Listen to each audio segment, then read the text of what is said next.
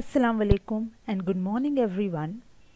I am Ms. Tehseen Mistry, an assistant teacher in Anjuman-i-Islam's A.A. Khatkhate English Secondary School.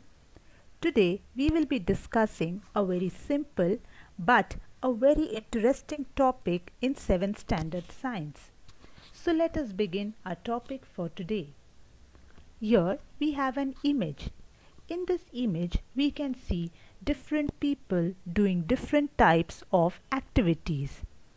Let us start with the lady who is standing at the fruit counter. The lady says, "Please give me 2 kg of apples." Next is the man in the red t-shirt to the extreme left. The man is thinking that it's too hot today. Again, the man standing right behind the lady, he is thinking that I have got late for work. So here in this image, all of these people are either directly or indirectly thinking or talking about some or the other quantity. If we start with the lady is talking about the mass of the apples. The man in the red t-shirt is indirectly talking about the temperature for that particular day. And also the one who is looking at his watch is also indirectly thinking about time. So all of these people in this image are either directly or indirectly talking or thinking about some or the other quantity. So what exactly is a quantity? The amount of material is called a quantity. To simplify, we can say the measurable or the countable property of different things is called a quantity.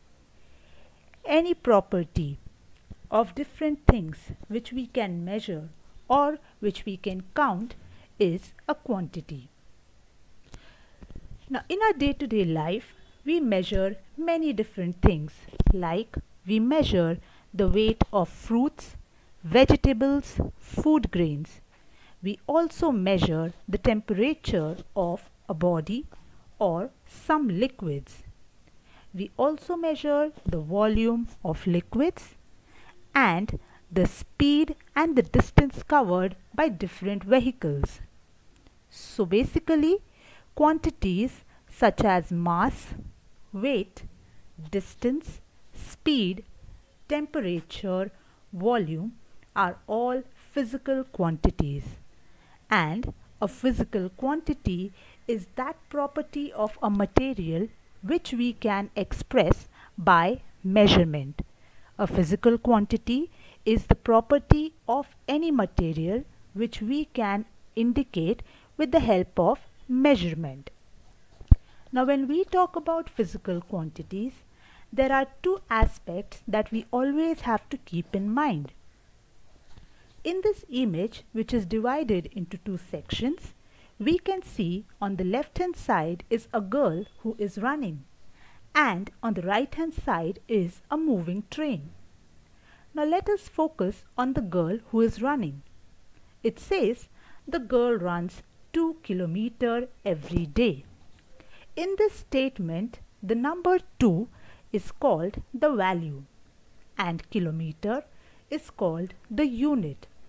So together this value and unit, that is 2 kilometer, they are used to express the magnitude, which means the extent of the distance covered by the girl every day.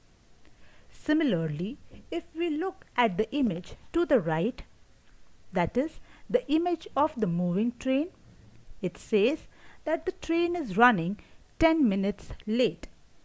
Here again, 10 is the value and minutes is the unit. So this value and unit, that is 10 minutes, are used to express the magnitude, that is the extent of time. So basically, value and unit are the two aspects which are used to express the magnitude, which means the extent of any physical quantity. let's move ahead. When we talk about physical quantities, or for that matter, when we talk about quantities, we have to remember that quantities are of two types. The first is a scalar quantity and the second is called a vector quantity. So what is a scalar quantity and what is a vector quantity? Here we have a scale, a regular ruler. Now if we draw a line of 15 centimeter, we say that the length of this line is 15 centimeter. So quantities which can be expressed only with their magnitude, that is only by their numerical value 15 centimeter, are called scalar quantities. So all quantities like area, length, temperature, they are all examples of scalar quantities. Then what are vector quantities? Here we can see a car and the car is moving. So it says that the speed of the car is 20 meters per second and it is moving in the east direction. So here the quantities that can be expressed by their magnitude, that is their numerical value, as well as their direction, they are called vector quantities. So quantities like displacement and velocity are examples of vector quantities. So today we have discussed about what are quantities and we spoke in detail about different types of physical quantities.